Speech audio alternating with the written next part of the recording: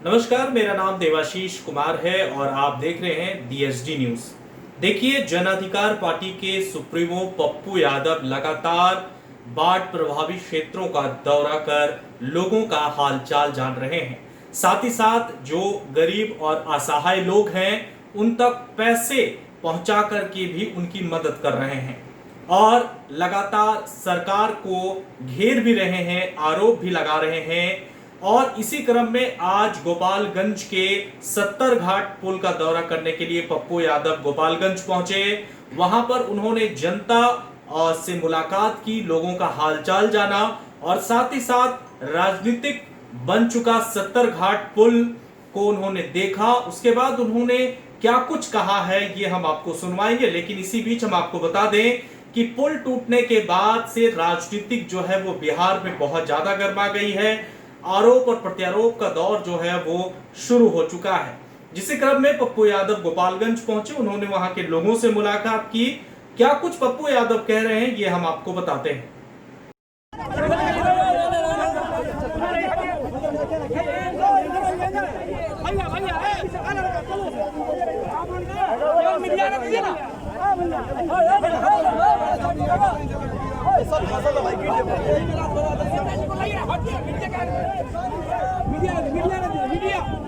Media का लगाया हट ऐसा है विजय भाई पत्रकार बंधु कौन है अभी हम लोग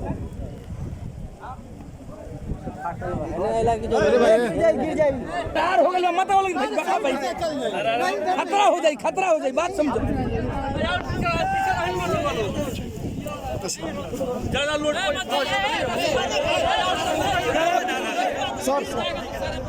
नहीं है। अब 4-5 महीना घर में सोए रहते हैं। अभी सब के सब सरकार क्वारंटाइन हो गया, लगभग सारे लोग गायब हैं। जनता को आप मरने पर छोड़ दिए। बाढ़ में उनके पास राशन है कि नहीं, नौ है कि नहीं।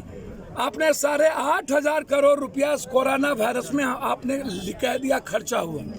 अब गांव में मास्क पहुंचा कि नहीं, साबुन पहुंचा कि नहीं, सांप का दवाई है कि नहीं। हालात कितने बुरे हैं नदियों के भीतर रहने वाले और नदियों के किनारे रहने वाले गांव की। गांव समाप्त हो जाता है। हजारों लोग इस इलाके में आप देखिएगा, मिथिला, कोसी, सीमांचल, इस इलाके को ले लीजिएगा तो आपको पता चलेगा बाढ़ जो है ये वरदान था पहले नदी, अब अभिशाप हो गया। गरीबी और बीमारी का मुख्य कारण हो गया बाढ़। अरबों खरबों रुपया हम हर साल बाढ़ हमारी जिंदगी को नर्क बना दिया। हम जनता के पैसा का हर साल करोड़ों अरबों रुपया खर्च करते हैं और उतना ही फसल, उतना ही शारीरिक क्षति, घर की क्षति, पुल की क्षति, स्कूल की क्षति, सड़कों की क्षति। अब कोई पुल और सड़क बांध के भीतर का बना नहीं, लेकिन मंत्री, संतरी, एमएलए, एमपी ये फाइनल कर देता है कि बांध, पुल बनी थी, सड़कें बनी थी, बाढ़ आया और टूट गया, जबकि वो नहीं बनी। तो बारिश के समय आप किसी फ्लड फाइटिंग का काम क्यों करते हो? बाढ़ के समय आप काम क्यों शुरू करते हो? जब बारिश और बाढ़ नहीं होता है, जब सूखा ही रहता है, तो उस वक्त आप काम क्यों नहीं करते? इसीलिए काम आप नहीं करते हैं कि फ्लड फाइटिंग में हमने कितना बोरा डाला, कितना बोल्डर डाला, हमने वो किसी को पता नहीं। और वो जब हम ऐसे समय में काम करते हैं तो कोई उसकी आरटीआई नहीं हो सकती है, वो कंप्लीट हम लूट सकते हैं। तो हम इंक्वायरी का डिमांड करते हैं। इस पुल ही नहीं, अब आप देखिएगा अगले बार कहलगांव का पुल एक दिन में टूट गया। पटना डूबा तो पप्पू यादव को पटना में 15 दिन रहना पड़ा।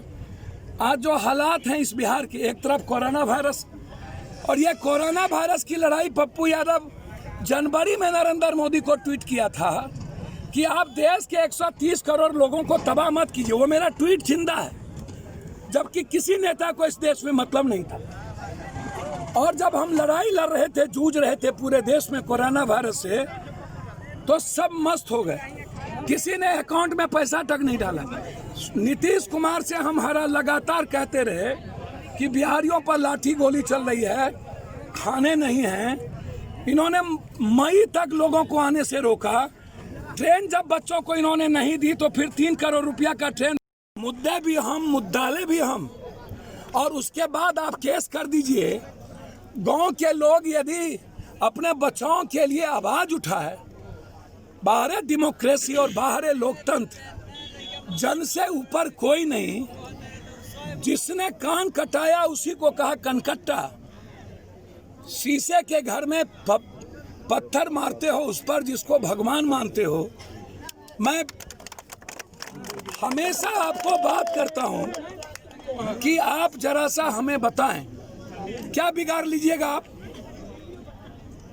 ठेकेदारों से आपने जबरदस्ती, केस होना चाहिए ठेकेदार पर, सजा होना चाहिए ठेकेदार को, बर्खास्त करना चाहिए मंत्री को, बर्खास्त करना चाहिए एग्जीक्यूटिव और सारे पदाधिकारी को, जांच होना चाहिए पूरे के पूरे मंत्रिमंडल का, जांच होना चाहिए हर पुल में घोटाले क्या हुए हैं उसका। तो आप आम आदमी पर जबरदस्ती केस कर रहे हो। तो एक बात याद रखिएगा, आप कोनो अलाउद्दीन के चिराग नहीं हो सुशासन बाबू। 15 साल सौदा किए हो ना, 15 लाख से 5 किलो चावल पर आ गए मोदी। पुल से आप ये मत समझिए एक पुल है, हंडी का, जब हंडी में चावल पकता है तो एक चावल से पता चलता है भात पक गई। तो इस पुल से पता चलता है कि 15 साल का सुशासन, 60 घोटाला का नायक, अपराधी माफिया के बदौलत सत्ता और एमएलए एमपी बनाने वाला ये। हम 2-4 दिन पहले भी हम रामस्या कुशवाहा में आके बोले थे, हमने ऋतु जायसवाल में बोला था कि आप गोपालगंज को चारागाह अपराधियों का क्यों बनाते हो और जात का उन्माद पैदा क्यों करते हो। आज फिर कह रहा हूं कि सुशासन बाबू, आप बहुत पहले पटना के पानी में 11 दिन नहीं निकले पप्पू यादव, मुजफ्फरपुर के चिमकी बुखार में आपको 14 दिन लग गया, 300 दलित मरने के बाद कोरोना वायरस में आप मौज मस्ती ले रहे हैं सब, इंटायर एमपी में एमएलए, बाढ़ में आप लोगों को मरने छोड़ दिए। तो पहले कोरोना वायरस और बाढ़ में एक दिन गंडक के भीतर गांव में जाके ये नेता अपने परिवार के बीच रहे, तब इसको औकात का पता चलेगा। आज 9 दिनों से नदी नदी नदी नदी होते हुए मैं आपके यहाँ आया हूँ और रात में मैं नौतन में हूँ। ये जब सोएंगे ना जनता के बीच, ये बांझ जाना परसौती के हाल, ये कभी, इसको रिश्ता का क्या पता, इसको गरीब और आम आदमी के दर्द का क्या पता।